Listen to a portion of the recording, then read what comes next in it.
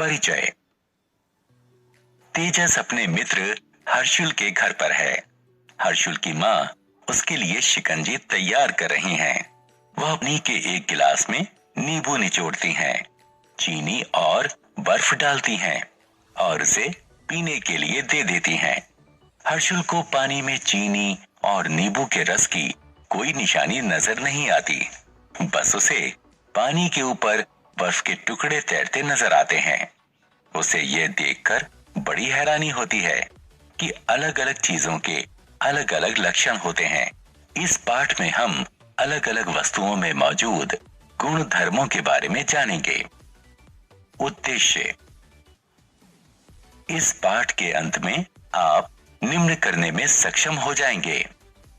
चीजों को कठोर या कोमल के रूप में वर्गीकृत करना, चीजों को घुलनशील या अघुलनशील के रूप में वर्गीकृत करना, चीजों को तैरने योग्य या डूबने योग्य के रूप में वर्गीकृत करना, चीजों को पारदर्शी, अपारदर्शी या अर्धपारदर्शिता के रूप में वर्गीकृत करना, पदार्थ की कठोरता।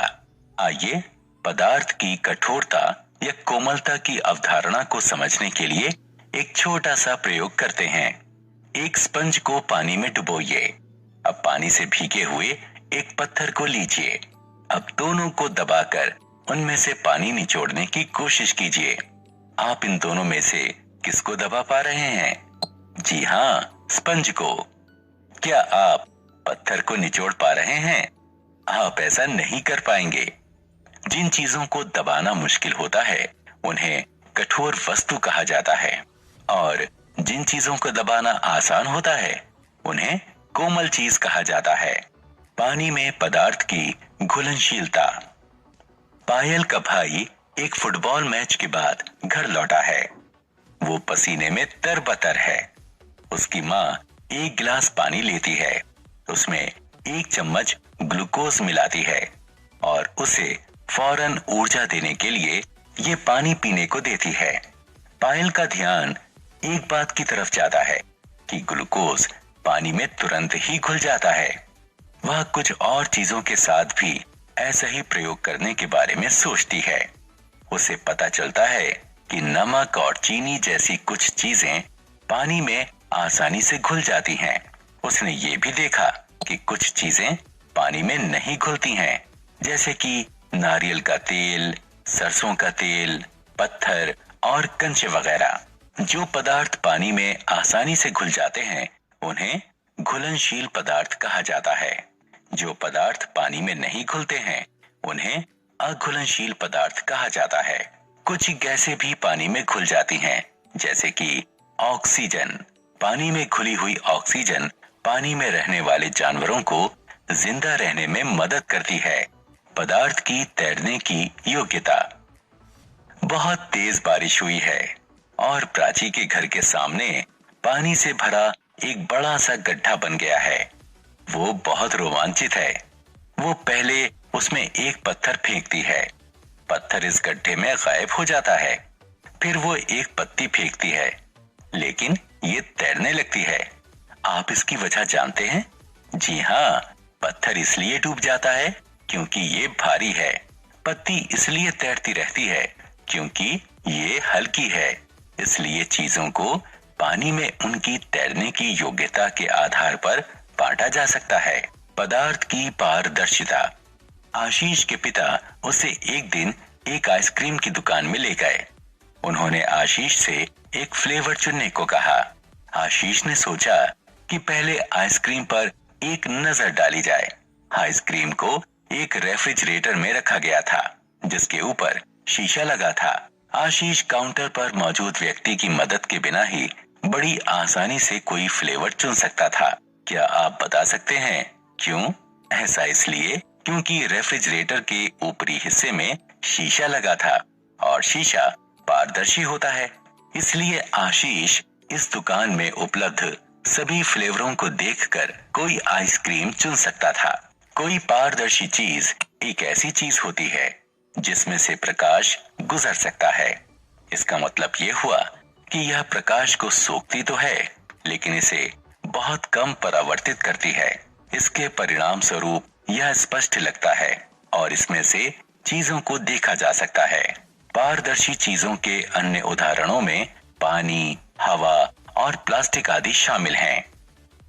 पदार्थ की अपारदर्शिता। क्या आप देख सकते हैं कि एक बंद कमरे में क्या कुछ हो रहा है? नहीं। क्या आप इसका कारण जानते हैं? ऐसा इसलिए है क्योंकि कमरे की दीवारें और दरवाजे अपारदर्शी हैं। कोई अपारदर्शी चीज एक ऐसी चीज होती है जो प्रकाश को आर पार नहीं जाने देती। दूसरे शब्दों में प्रकाश इसे भेद नहीं सकता। यह प्रकाश को सोखती नहीं है, बल्कि ये उसे परावर्तित कर देती है। इसीलिए हम किसी अपारदर्शी चीज के आर पार चीजों को नहीं देख सकते। उदाहरण के लिए हम ये नहीं देख सकते कि लकड़ी के किसी बंद डिब्बे में या धातु के बर्तन में क्या रखा गया है, क्योंकि लकड़ी और धातु अपारदर्शी होते हैं। पदार्थ की अर्धपारदर्शिता। रेखा एक रुमाल की कढ़ाई करने की तैयारी कर रही है। उसने एक किताब में एक डिजाइन देखा है। वह रुमाल पर इसी डिजाइन को बनाना चाहती है। वह अपने रुमाल पर किताब से इस डिजाइन की नकल करने के लिए एक ट्रेसिंग पेपर का इस्तेमाल करती है। अब वह कढ़ाई करने के लिए तैयार है।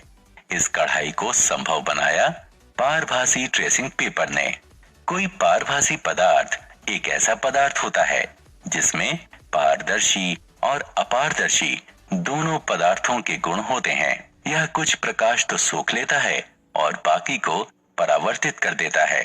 सोखा गया प्रकाश छितराए हुए या डिफ्यूज तरीके से आगे बढ़ जाता है। पारभासी चीजों के अन्य उदाहरण हैं कागज, पैराफिन वैक्स और ग्रीस्ड पेपर आदि। सारांश। आइए हमने जो कुछ सीखा है उसे संक्षेप में दोहराएं। कुछ पदार्थ कठोर होते हैं जबकि कुछ कोमल होते हैं। कुछ पदार्थ पानी में घुल जाते हैं जबकि कुछ नहीं घुल पाते हैं। कुछ पदार्थ पानी में तैर जाते हैं जबकि कुछ अन्य डूब जाते हैं। कुछ पदार्थ पारदर्शी होते हैं, कुछ अपारदर्शी होते हैं और कुछ अन्य पारभासी अर्थात अर्ध पारदर्शी होते हैं। कोई पारदर्शी चीज एक ऐसी चीज होती है जिसमें से प्रकाश गुजर जाता है। कोई अपारदर्शी चीज ऐसी चीज होती है जिससे होकर प्रकाश नहीं गुजर सकता। कोई पारभासी पदार्थ आंशिक रूप से पारदर्शी होता है और प्रकाश इसमें से डिफ्यूज होकर पार निकलता है।